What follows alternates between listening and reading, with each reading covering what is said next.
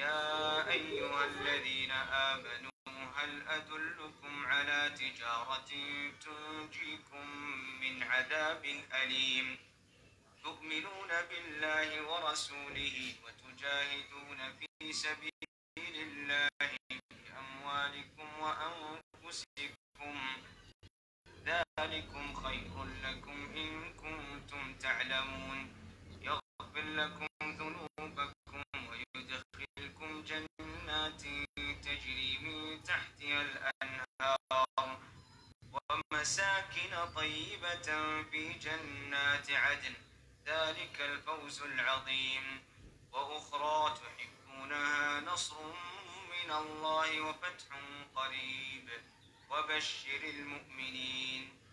والآيات في الباب كثيرة مشهورة. قال رحمه الله: كتاب الجهاد، باب وجوب الجهاد وفضل الغدوة والروحة. الغدوة هي الخروج إلى العدو، يعني الخروج إلى الغزو في أول النهار، يعني من أول الصباح إلى الزوال. والروحة هي الخروج للغزو في آخر النهار، يعني بعد الزوال، من بعد الظهر إلى مغيب الشمس. Bismillahirrahmanirrahim, wassalatu wassalamu ala rasulillah wa ba'du. Beliau membawakan kitabul jihad, kitab tentang pembahasan jihad, bab wajibnya pergi keluar untuk berjihad baik di pagi hari ataupun di sore hari. وقوله باب وجوب الجهاد، الجهاد واجب لا شك، وهو محل إجماع بين العلماء، إلا أن حكمه يختلف، فمرة يكون وجوبه عينيا ومرة يكون كفائيا. والأصل فيه أنه فرض كفاية، الأصل فيه أنه فرض كفاية، ومعنى فرض الكفاية أنه إذا قام به بعض تحصل بهم الكفاية سقط الإثم عن البقية. Dan hukum dari jihad sendiri ini ialah wajib. Dan tentu di sini ada perbedaan pendapat tentang hukum jihad itu sendiri. Maka akan berkutat seputar hukumnya. Yang pertama fardu ain, yang kedua fardu kifayah. Dan hukum asal dari jihad sendiri itu ialah hukum asalnya fardu kifayah. Apa itu makna fardu kifayah? Yakni apabila sebagian telah menegakkan, maka telah tercukupi kewajibannya dan terangkat terlepas dari beban dosa.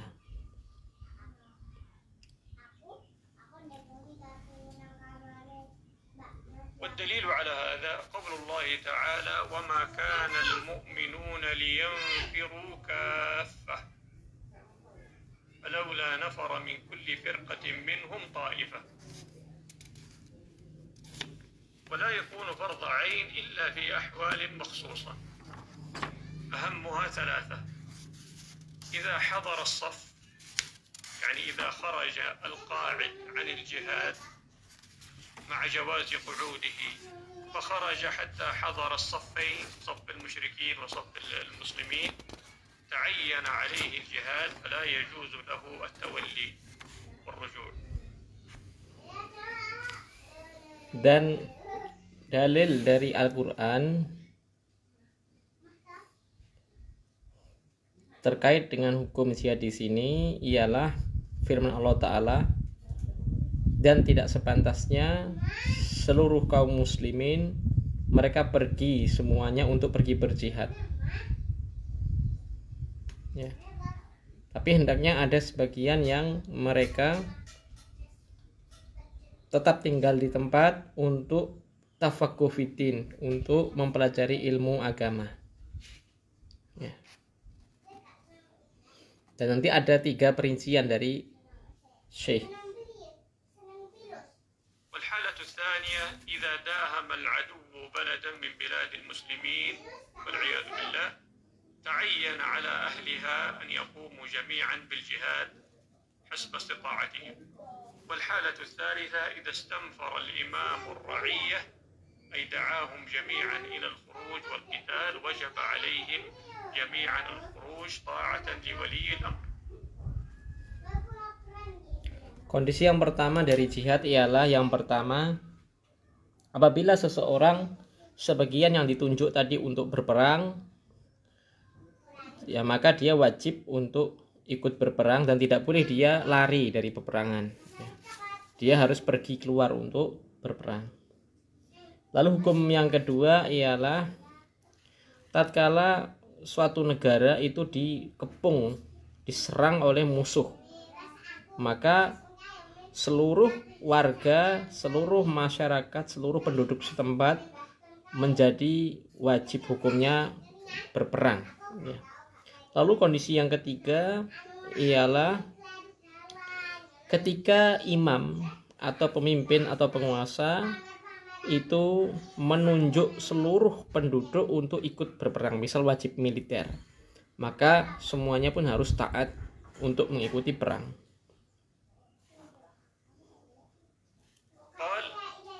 ساق بعد ذلك آيات في فضل الجهاد قال الله تعالى وقاتلوا المشركين كافة كما يقاتلونكم كافة واعلموا أن الله مع المتقين. كلمة كافة في لغة العرب معناها جميع كافة. Kemudian ayat pertama yang dibawakan dalam bab ini, bab keutamaan jihad, ialah surat At-Taubah ayat 36. Wa qatilul musyrikina kafah, dan perangilah orang-orang musyrik itu seluruhnya, kama yuqatilunakum kafah wa'lamu anallaha ma'al muttaqin, sebagaimana mereka juga memerangi kalian secara seluruhnya, ya. Dan ketahuilah bahwasanya Allah Ta'ala bersama orang-orang yang bertakwa. Makna kafah secara lugah maknanya ialah al-jami', seluruhnya. Tanai jami'an. Kama qala ta'ala wa ma arsalnaka illa kaffatan lin-nas. Ay li jami'in nas. Semisal ayat, dan tidaklah kami mengutus kamu wahai Rasul untuk seluruh manusia, kafatul linnas, ya. Kafatul linnas, yakni diutus untuk seluruh manusia. Kama qala alaihi salatu wassalam fil hadits alladhi fi as-sahihain u'titu khamsan lam yu'tahunna ahadun min al-anbiya'i qabli ila an qala wa kana kullu rasulin yub'athu ila qaumihi khassa wa bu'ithtu ila an-nasi kaffah. Sebagaimana dalam hadis Sahihain Bukhari Muslim, aku diberikan dari 5 perkara yang tidak diberikan kepada Nabi selainku. Adapun para nabi selainku, mereka diutus untuk kaumnya masing-masing. Adapun aku diutus untuk seluruh manusia seluruhnya. Dalam hadis Sahihain Bukhari Muslim. كلمة كافة في الآية معناها جميعا، لكن فيها احتمالات في هذه الآية وقاتلوا المشركين كافة، فيحتمل أنها ترجع إلى المشركين ويحتمل أنها ترجع إلى المسلمين المدلول عليهم بواو الجماعة في قوله وقاتلوا. Makna kafah yakni jami'an, seluruhnya, pada ayat ini ada ihtimalat. Ada ihtimalat artinya ada beberapa kemungkinan. Kemungkinan berkutat antara disuruh untuk memerangi seluruh kaum musyrikin seluruhnya, atau mungkin kemungkinan yang kedua disuruh untuk berperang seluruh kaum muslimin seluruhnya. Ya. Jadi di sini ada ihtimalat, ya. إنها ترجع إلى المشركين أي قاتلوا جميع المشركين فهو من العام المخصوص، لأن من المشركين من لا يجوز قتاله كالمعاهد والمستأمن والذمي ونحوهم ممن لا يجوز. Maka perincian pertama, apabila yang diseru seluruhnya ini ialah supaya untuk memerangi kaum musyrikin seluruhnya, maka nanti di sini ada perkara yang dikhususkan. Kenapa? Dikarenakan tidak seluruh kaum musyrikin itu diperangi, ya. Sebagaimana ada mereka orang-orang musyrik yang muahad, yang dalam perjanjian yang tidak boleh untuk diperangi. وإن قلنا إن كلمة كافة ترجع إلى المسلمين يعني إلى واو الجماعة في وقاتلوا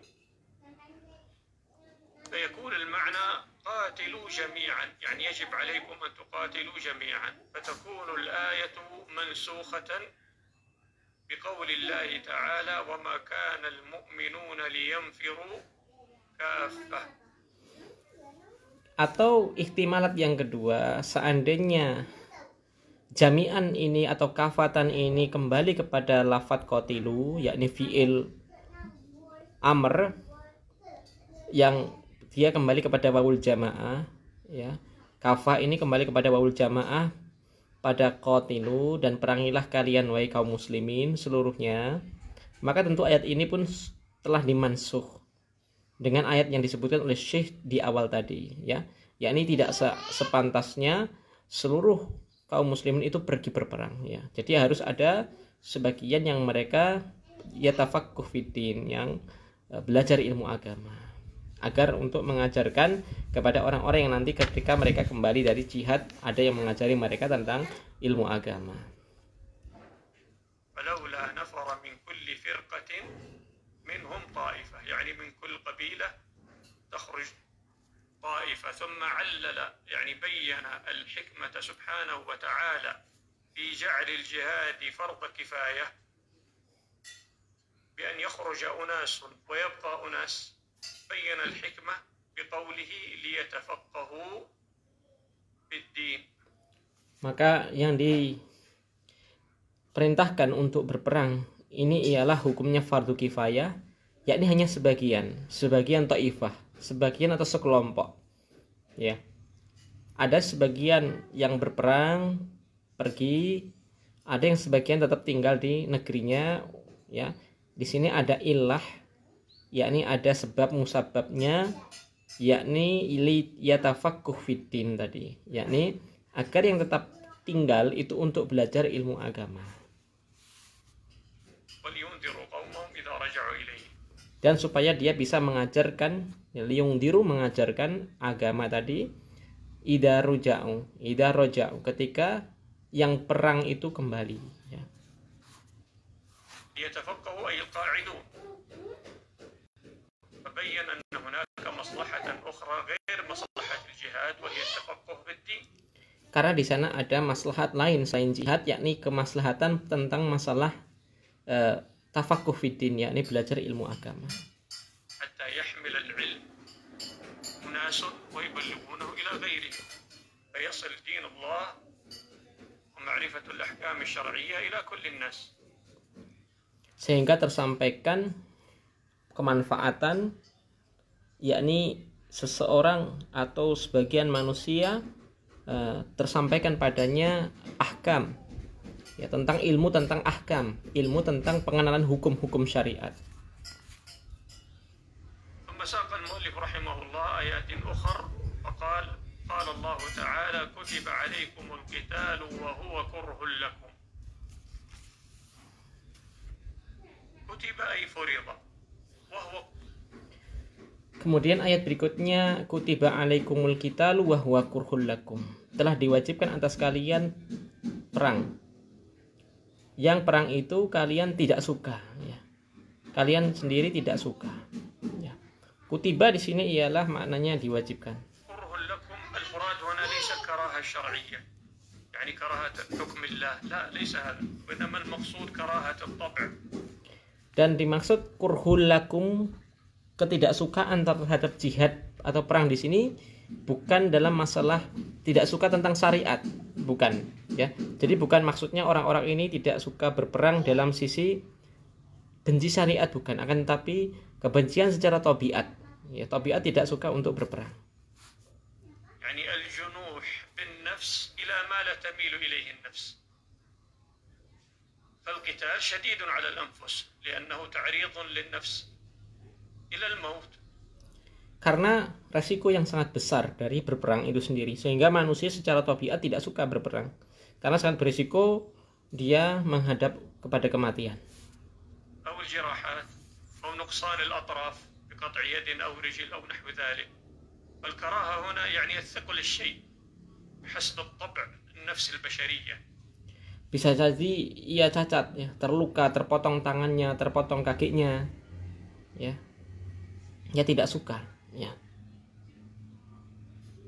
Maka ketidaksukaan di sini ialah kembali kepada perkara tabi'i, ya, kembali kepada perkara tabi'i, tabiat manusia.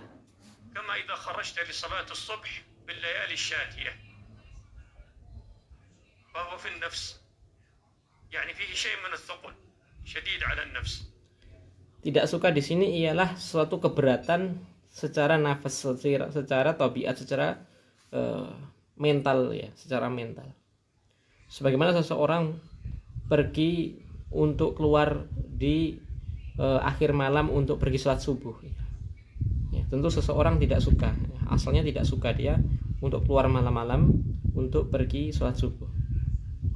لا أنك تكره حكم الله ولا تريد الصلاة فهذا معنى وهو كره لك. Tentu bukan maksudnya seseorang tidak suka sholat, ya. Bukan maksudnya dia membenci syariat sholat, kan, tapi secara tabiat itu berat, ya. Secara tabiat itu berat. هذا الطبع يعني. ثم بين الله سبحانه وتعالى الحكمة في هذا فقال وعسى أن تكرهوا شيئا وهو خير لكم وعسى أن تحبوا شيئا وهو شر لكم والله يعلم وأنتم لا تعلمون. فبين الله أن في تشريع الجهاد أو غيره من أحكام الله كلها فيها حكم. Kemudian Allah Ta'ala menyebutkan hikmah dari ayat ini, yakni di akhir lanjutan dari kalimat yang pertama. Allah Ta'ala menyebutkan bisa jadi kalian membenci sesuatu, ya, padahal itu baik bagi kalian, atau bisa jadi kalian mencintai sesuatu padahal itu jelek bagi kalian. Allah Maha mengetahui sedangkan engkau tidak mengetahui, sedangkan kalian tidak mengetahuinya. Ya. Maka di sini ada hikmah, ya, dari jihad itu sendiri, ya. Disebutkan hikmahnya. لأن الله حكيم لا يأمر إلا بشيء فيه مصلحة للمسلمين. Hikmah di sini tidak hanya terpusat pada masalah jihad saja, bahkan mencakup seluruh syariat ini, ya. Terkadang ada beberapa hal yang kita tidak suka, akan tapi Allah punya hikmah. Itu baik, ya, itu pasti baik. إما في العاجل وإما في الآجل إما في الدنيا وإما في الآخرة. Baik kebaikan yang sifatnya disegerakan atau sifatnya masih tertunda, baik itu kebaikan hikmah yang disegerakan di dunia ataupun kebaikan yang bisa nanti diraih di akhirat. وقال الله تعالى انفروا خفافا وثقالا وجاهدوا بأموالكم وأنفسكم في سبيل الله.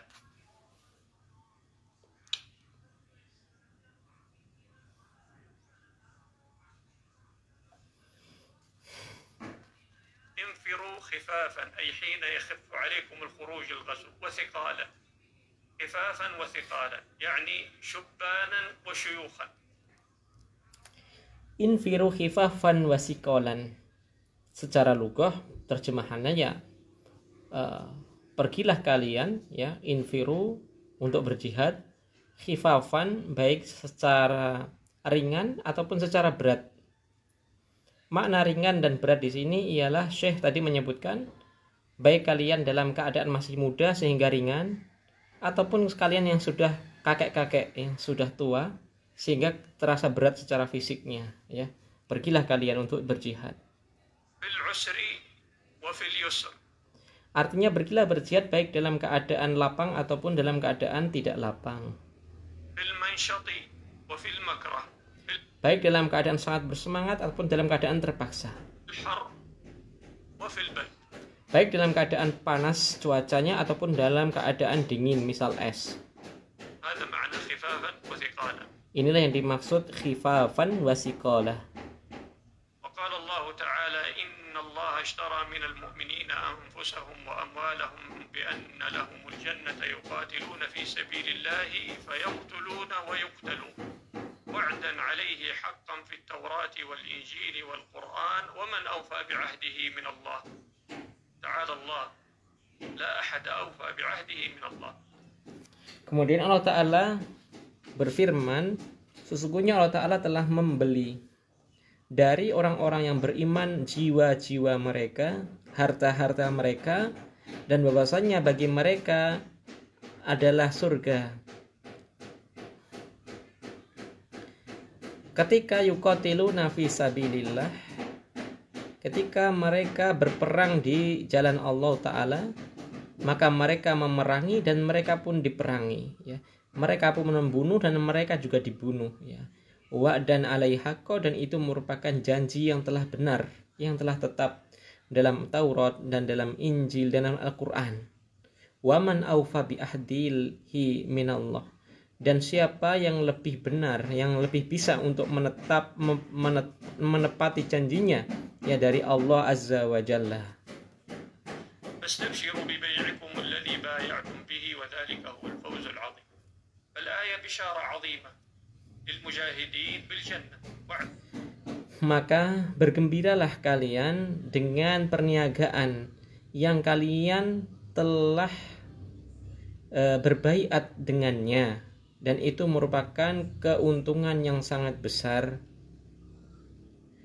Pada ayat ini ada bisyarah, ada kabar gembira bagi para mujahidin yang mereka berperang di jalan Allah, yakni akan dijanjikan dengan surga. لهم بالجنة وقوله فيقتلون ويقتلون بيان أن هذا الوعد الكريم، هذا الوعد الحسن من الله للمسلمين هو لكل من جاهد في سبيل الله سواء استشهد أو لم يستشهد. Maka ketika perang ini disebutkan dalam ayat fayaqtuluna wa yuqtalun, kalian membunuh atau dibunuh, ya. Maka keutamaan ini semuanya mendapatkan, baik yang mereka syahid ataupun yang mereka selamat, maka semuanya mendapatkan fadilah keutamaan. فيقتلون ويقتلون. Bisa dibunuh, bisa membunuh. قال الله تعالى لا يستوي القاعدون من المؤمنين غير أولي الضرر والمجاهدون في سبيل الله بأموالهم وأنفسهم فضل الله المجاهدين بأموالهم وأنفسهم على القاعدين درجة وكلا وعد الله الحسنى. Kemudian Allah Ta'ala berfirman, tidaklah sama orang-orang dari kalangan orang yang beriman yang mereka duduk-duduk, ya, tanpa ada uzur, ya, ghairu ulid doror, ya, ghairu ulid doror,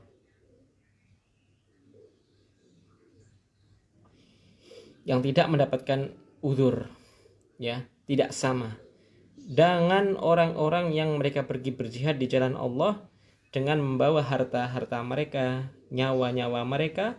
Allah telah memberikan keutamaan atas orang-orang yang jihad dengan harta-harta mereka, dengan nyawa-nyawa mereka, ya, di atas, ya, diberikan keutamaannya melebihi orang-orang yang hanya duduk-duduk saja, ya, sekian derajat. Wa kullan wa'adallahu husna, ya. Dan setiap mereka Allah janjikan al-husna, ya, yakni surga. إلى آخر الآية. لا يستوي القاعدون والمجاهدون.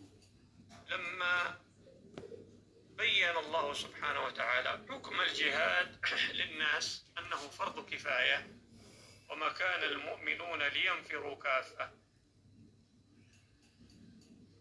Ayat ini menegaskan sekali lagi tentang hukum asal jihad ialah fardu kifayah, dan tidak selayaknya seluruh kaum muslimin pergi untuk berperang, ya, cukup sebagian saja.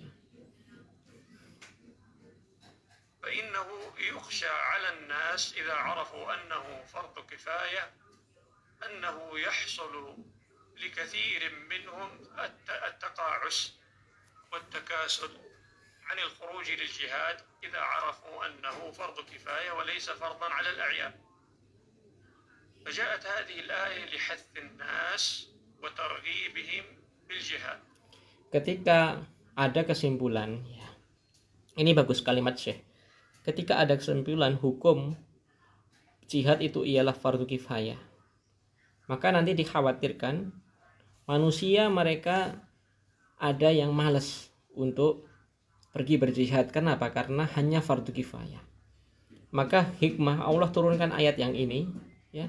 Allah kasih pemberitaan, berfirman, tidak sama derajatnya orang-orang yang berjihad dengan orang yang cuma duduk tidak pergi berjihad, ya, tidak sama, ya. فبين الله أنه وإن كان يجوز القعود عن الجهاد إذا خرج من تحصل بهم الكفاية إلا أن القاعدين أفضل، إلا أن المجاهدين أفضل من القاعدين. Oleh karena itu, meskipun tidak diwajibkan bagi seluruh orang untuk pergi berjihad, akan tetapi Allah tegaskan orang yang ikut berjihad lebih utama daripada yang masih tetap tinggal di tempat, ya. Ini kata Syekh Hafizahullah Ta'ala. لا يستوي القاعدون والمجاهدون لا يستوي عند الله. Tidak sama derajatnya di sisi Allah Ta'ala. المجاهدون أفضل. Tentu orang yang pergi berjihad lebih afdal. كان القاعدون قد قعدوا بإذن من الله تعالى. ثم خصص العموم في قوله لا يستوي القاعدون بقوله غير أولي الضرر، يعني غير أهل الموانع أهل الأعذار، فإن بعض الناس لهم عذر في ترك الجهاد مثل الأعمى والأعرج والعاجز عن الجهاد لكبر أو مرض. Kemudian Allah khususkan orang-orang yang qaidun di sini siapa saja. Tentu orang-orang qaidun di sini ialah orang-orang yang memang tidak mampu untuk pergi berjihad, ya, maka mereka mendapatkan uzur istilahnya. Misal beliau contoh orang yang buta matanya, orang yang pincang kakinya, atau orang yang sudah tua, atau orang yang punya sakit menahun.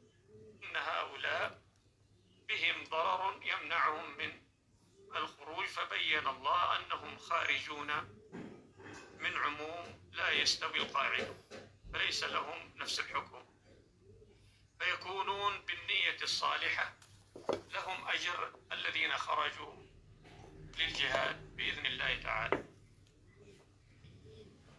فهم معذورون من الخروج للجهاد وهم مأجورون إن شاء الله على نية الجهاد. Maka kata Syekh, semuanya itu kembali kepada niat.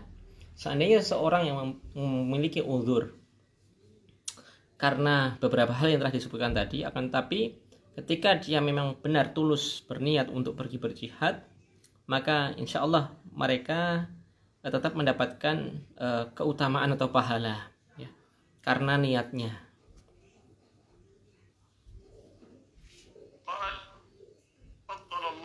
المجاهدين بأموالهم وأنفسهم على القاعدين درجة، هذه اختلف فيها المفسرون،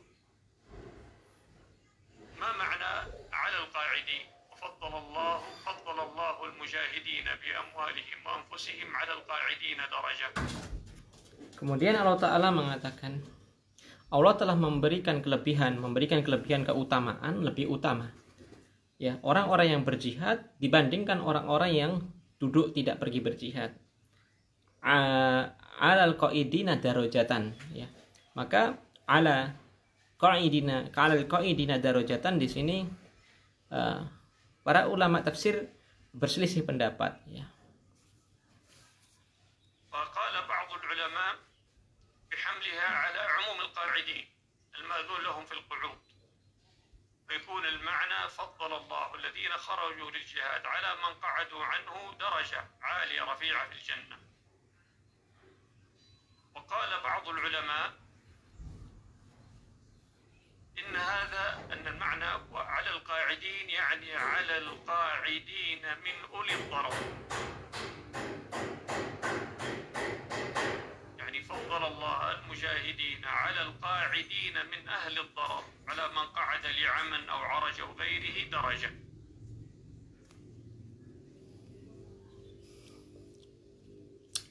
Maka tafsilan, rincian dari perbedaan pendapat di sini yang pertama ialah orang-orang yang pergi berjihad ini letak surganya lebih tinggi, ya.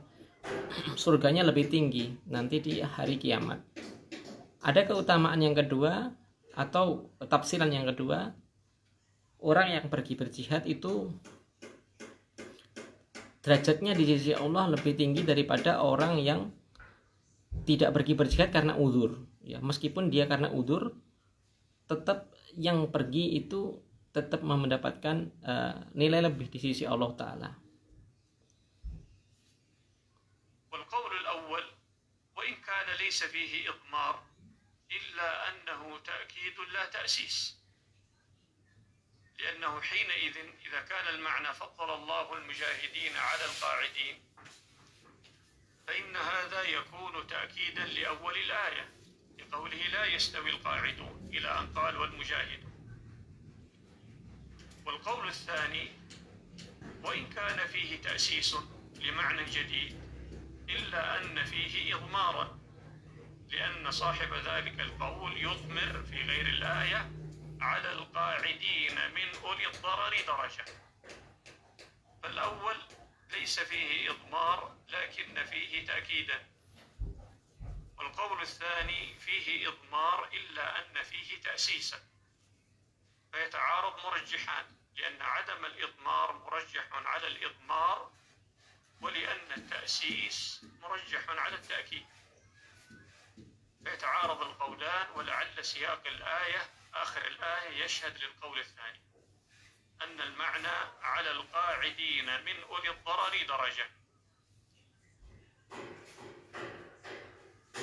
وقال الله تعالى يا أيها الذين آمنوا هل أدلكم على تجارة تنجيكم من عذاب أليم تؤمنون بالله ورسوله وتجاهدون في سبيل الله بأموالكم وأنفسكم ذلكم خير لكم إن كنتم تعلمون يغفر لكم ذنوبكم. هذا الأول أول فضل وأول وعد. هذا. Kemudian Allah Ta'ala berfirman,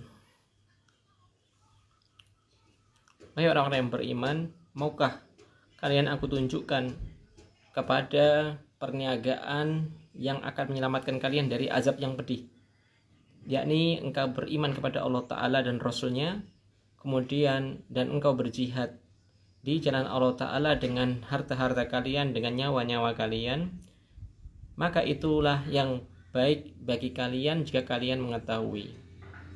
Yaghfir lakum dunubakum, maka perniagaan itu fadilahnya ialah kalian akan diampuni dosa-dosa kalian. Inilah kabar gembira janji Allah yang pertama yang diberikan dalam ayat ini.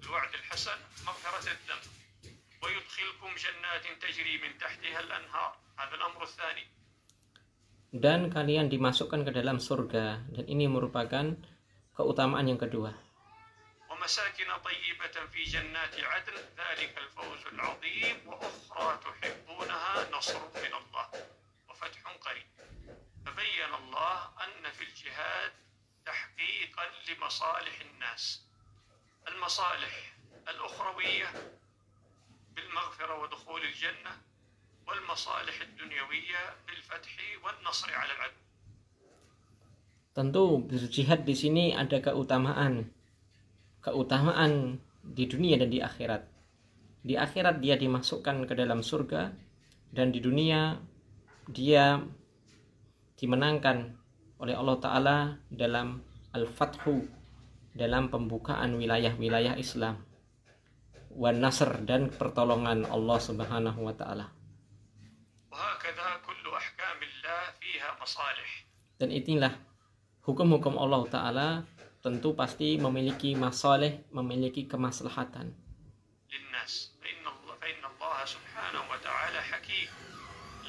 Ya, tentu kemaslahatan yang kembalinya kepada manusia itu sendiri. Karena Allah Al-Hakim, Allah Maha Hikmah.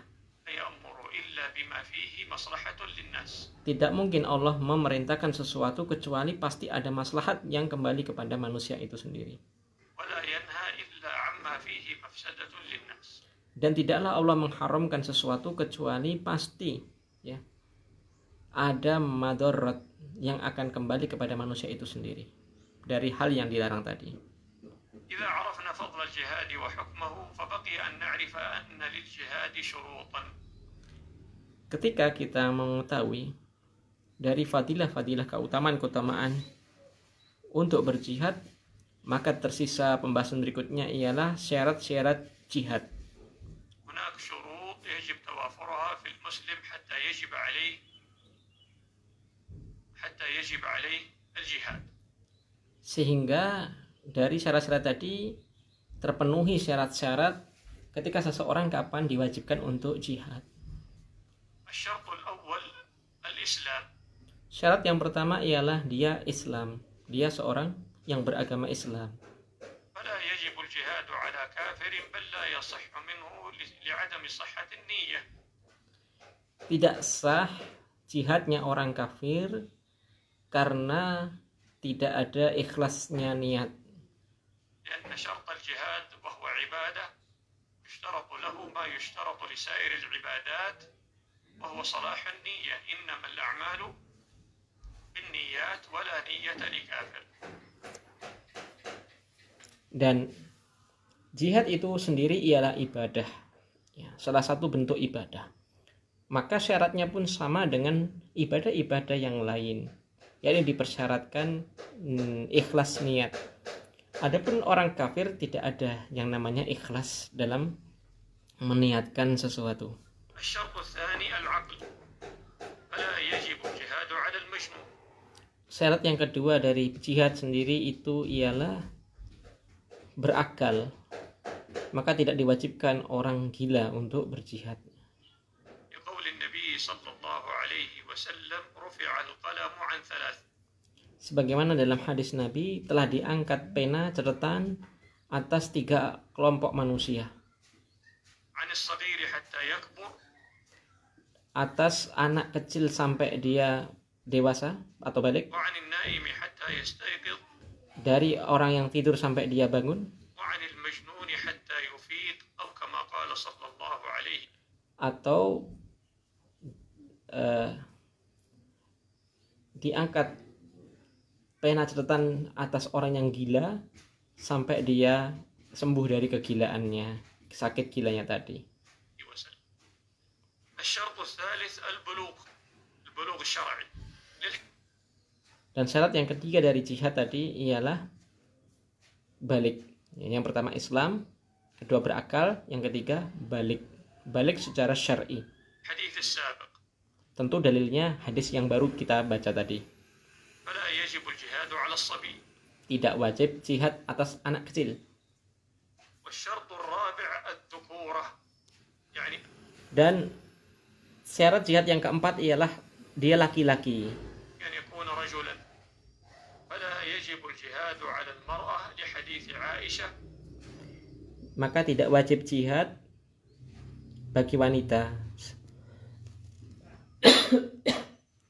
Sebagaimana dalam hadis Aisyah رضي الله عنها أنها قالت يا رسول الله عليه الصلاة والسلام إنا نرى الجهاد أفضل العمل.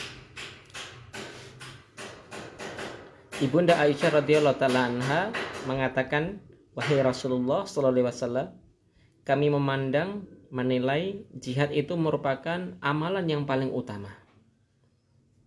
فهل نجاهد؟ وقال عليه الصلاة Apakah kami boleh ikut berjihad? Maka Nabi SAW pun mengatakan, والسلام لكن أفضل الجهاد حج وعمرة أو كما قال عليه الصلاة kata Nabi SAW, jihad kalian ialah haji dan umrah. بين أن الجهاد لا يجب على المرأة. Maka hadis ini menunjukkan tidak wajibnya jihad atas wanita. الشرط الخامس الحرية يعني أن يكون حرا لا عبدا. Syarat yang kelima ialah seorang yang merdeka. Ya, bukanlah wajib atas budak ya.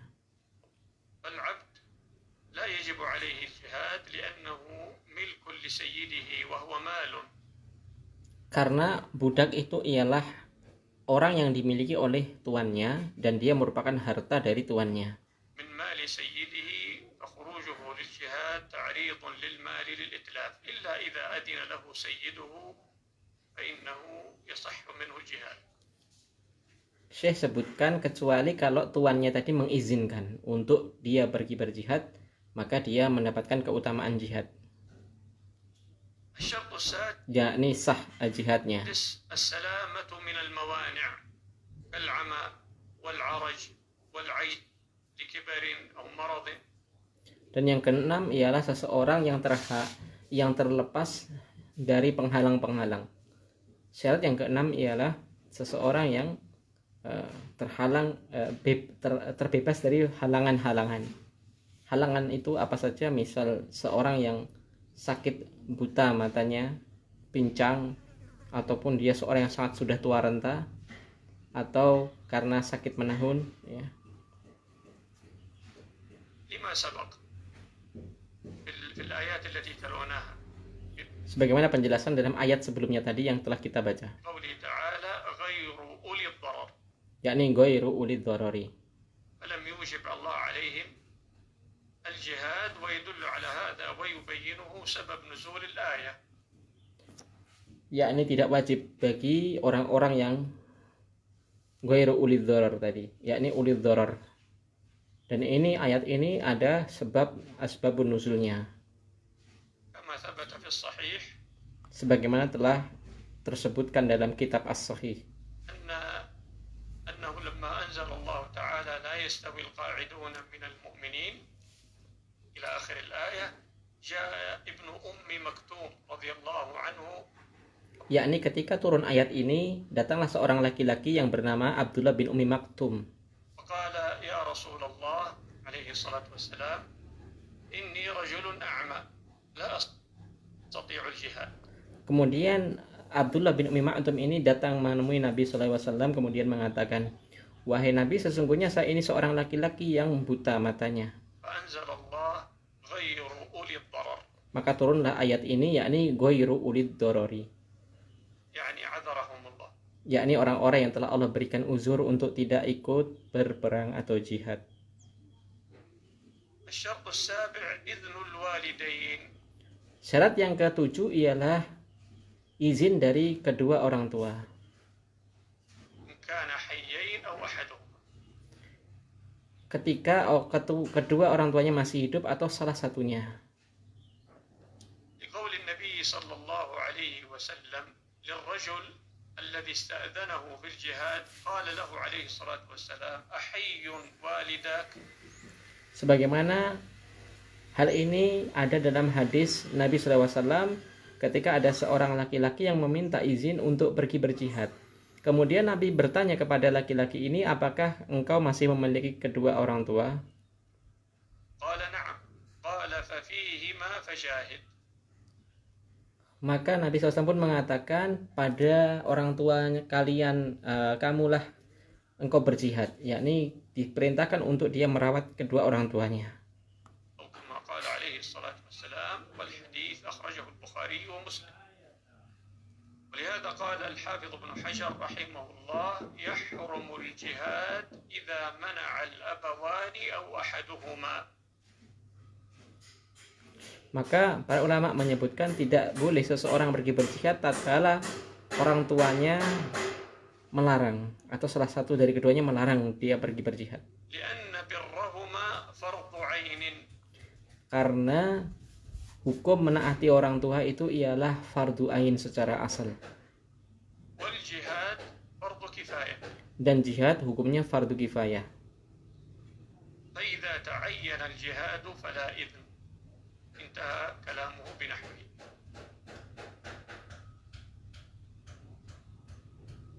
Namun apabila seseorang ditunjuk untuk pergi oleh sultan, pergi jihad, maka tidak perlu izin.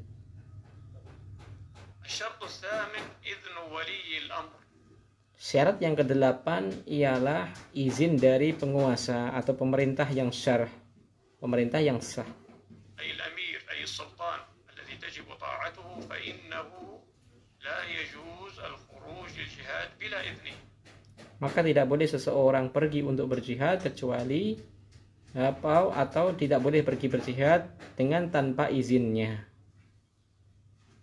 ولهذا قال ابن قدامة رحمه الله وأمر الجهاد موكول إلى الإمام.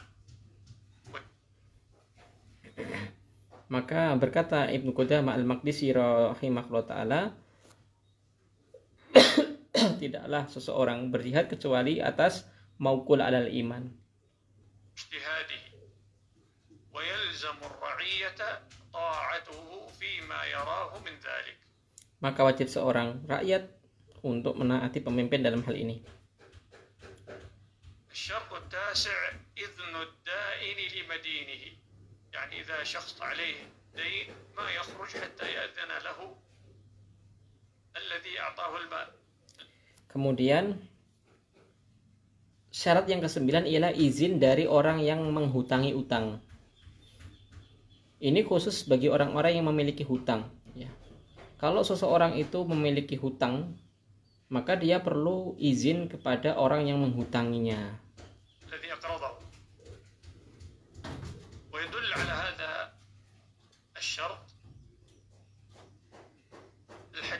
حديث أبي قتادة رضي الله عنه أن رجلا جاء إلى النبي صلى الله عليه وسلم فقال يا رسول الله إن قتلت في سبيل الله صابرا محتسبا أيكفر الله عني خطاياي.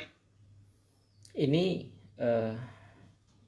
sebagaimana dalam hadis Nabi, ada seorang laki-laki, ya, kalau tidak salah hadis Abu Hudzaifah ya,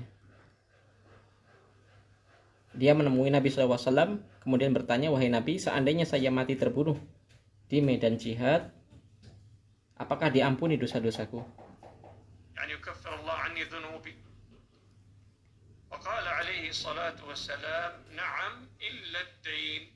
Maka Nabi menjawab, ya, dosa-dosamu terhapus kecuali dosa karena hutang. أو كما قال عليه الصلاة والسلام والحديث أخرجه مسلم. ففهم العلماء من هذا أنه ما يخرج. ولهذا قال ابن قدامة رحمه الله من عليه دين حال أو مؤجل. حال يعني جاء وقت السداد، مؤجل يعني مؤخر إلى وقت آخر. من عليه دين حال أو مؤجل لم يجوز له الخروج إلى الغزو إلا بإذن غريمه. Maka hadis tadi disebutkan dalam hadis riwayat Muslim. Kemudian saya menyebutkan, maka beliau menukilkan perkataan Ibnu Qudamah, tidak boleh seorang pergi berjihad seseorang yang memiliki hutang, ya. Baik hutang itu yang sifatnya hutang dikredit ataupun tidak dikredit. كلامه مختصرا. هذا والله أعلم والحمد لله رب العالمين صلى الله وسلم على نبينا محمد وعلى آله وصحبه أجمعين. Demikian yang bisa kita baca pada kesempatan kali ini. Wallahu a'lam bishawab.